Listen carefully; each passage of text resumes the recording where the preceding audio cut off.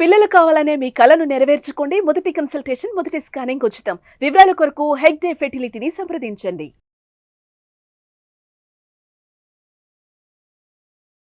నమస్తే ఉమా దేవరకొండ గారు. నమస్తే అమ్మా. సోమవతి అమావాస్య అని ఇందాక ఎపిసోడ్లో మీరు చెప్పారు.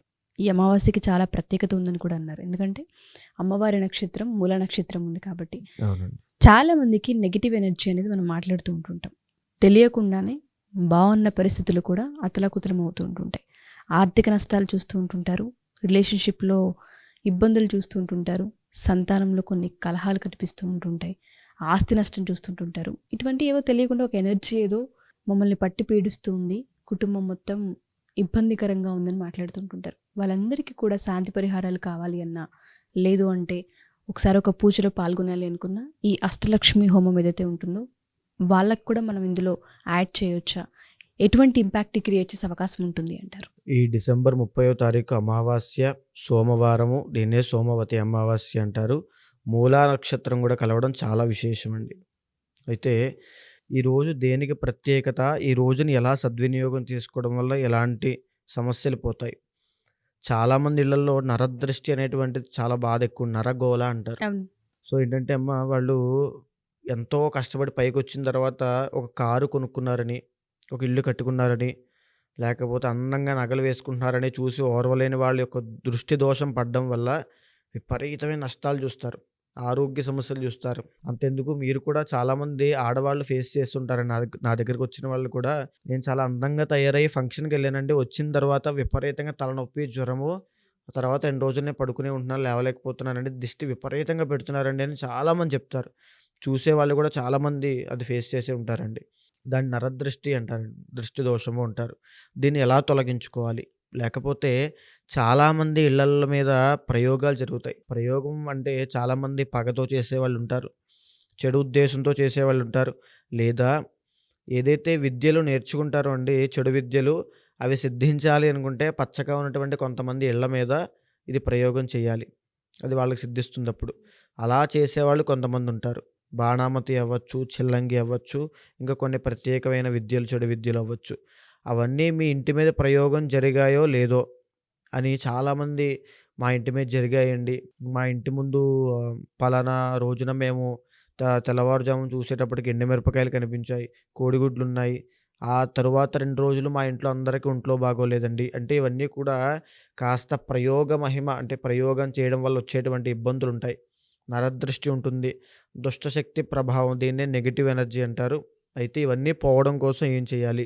డిసెంబర్ 30వ తారీఖు అమావాస్య మనం చేసేటువంటి మహాప్రత్యంగిర హోమం అండి.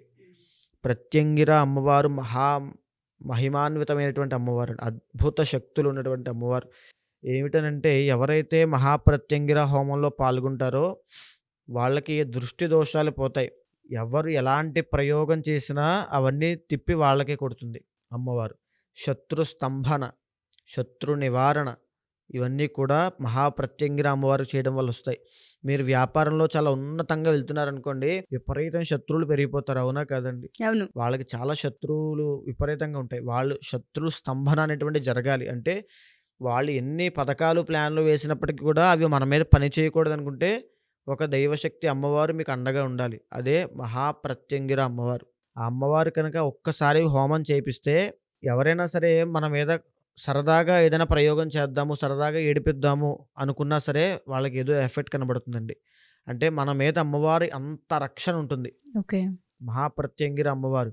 ఆ రోజున ఆ హోమాన్ని ఇంట్లో జరిపించడం కానీ, మన పీఠంలో జరిగేటువంటి హోమాన్ని దర్శనం చేసుకోవడం కానీ, లేదా ఆ రోజు ఆ అమ్మవారి యొక్క మంత్రము యొక్క సాత్వికంగా, భక్తితో, శ్రద్ధతో, ఏదైతే మాకున్నటువంటి చెడు శక్తి అంతా పోవాలి, మా ఇంట్లో ఉండే ఆరోగ్య సమస్యలు పోవాలి అని జపం చేసిన విపరీతమైనటువంటి ఫలితాలుంటాయండి.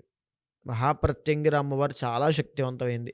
కేవలం నామస్మరణ చేసినంత మాత్రం చేత ఆ నరదృష్టి దోషం పోతుంది. ఓం మహాప్రత్యంగిరాయే నమో నమః. ఈ మంత్రం కేవలము ఒక 27 సార్లు కానీ, 108 సార్లు కానీ, డిసెంబర్ 30వ తారీఖు అమావాస్య నాడు జపం చేయించండి. ఎవ్వరైనా సరే మీరు కూడా జపం చేయొచ్చు. చేయడం వల్ల నరదృష్టి దోషం పోతుంది. మీ మీద ఎవరైనా సరే ఏదైనా చేయాలనుకుంటున్నా, ఈ యొక్క పోటీ ప్రపంచంలో ఎవరో ఒకళ్ళు ఏదో ఒక మన మీద ఏదో ఒకటి చాడీలు చెప్పడమో, ఏదో ఒకటి చేయడం వెనకాల చేసే శత్రువులు చాలామందుంటారు. ఎంత మనం సాత్వికంగా మంచిగా వెళ్ళినా సరే. వాళ్ళందరికీ మనం ఏమీ చేయాల్సిన పని లేదండి. మనం ఆ మంత్రజపం చేసుకుంటూ ఉంటే, ఎవరు మన మీద చెడు ఉద్దేశంతో ఉంటారో వాళ్ళకే అది ఇబ్బంది పెడుతుంది. కాబట్టి డిసెంబర్ 30వ తారీఖు ఈ మహాప్రత్యంగిర హోమం మన పీఠంలో నిర్వహిస్తున్నామండి. తప్పకుండా ప్రతి ఒక్కరూ పాల్గొనే ప్రయత్నం చేయండి. దానితో పాటు ఆ రోజున అష్టలక్ష్మి ఆరాధన చేయాలి. అష్టలక్ష్మి ఆరాధన చేసిన ప్రతి ఒక్కరికి కూడా అఖండ ఐశ్వర్యాలు సిద్ధిస్తాయి.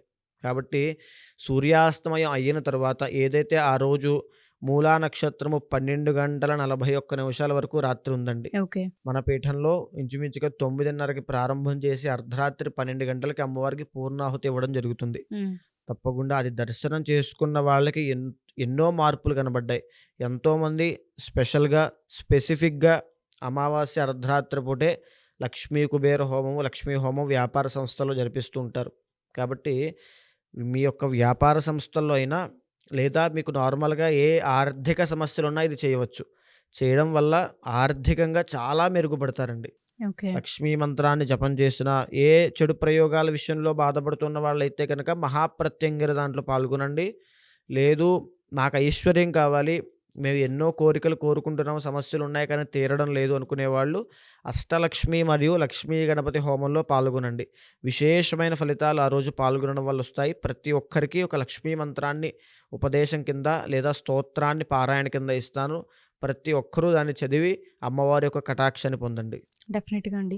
ఎవరైతే శత్రుపీడ నుండి, నరదృష్టి నుండి బయటపడాలి అనుకుంటూ ఉన్నారో, వ్యాపార సంస్థలో ఉన్నట్టుండి నష్టం చూస్తూ ఉన్నారు, కుటుంబంలో కలహాలు కనిపిస్తూ ఉన్నాయో, రిలేషన్‌షిప్‌లో ఇబ్బందులు కనిపిస్తూ ఉన్నాయో, సంతానానికి సంబంధించి హెల్త్ ఇష్యూస్‌లో ఎవరైతే ఇబ్బంది పడుతూ ఉన్నారో, హాస్పిటల్స్ ఖర్చులు ఎక్కువ పెరిగిపోయి ఇబ్బందులు పడుతూ ఉన్నారో, వాళ్ళందరికీ కూడా ఈ అమావాస్య రోజున ప్రత్యంగిర హోమంతో పాటు అష్టలక్ష్మి వ్రతం కూడా జరుగుతూ ఉంది. ఎవరైనా సరే పాల్గొనాలి అనుకుంటే పీఠానికి సంబంధించి దగ్గరగా ఉన్న వాళ్ళు ఎవరైనా సరే ప్రత్యక్షంగా అటెండ్ అవ్వచ్చు.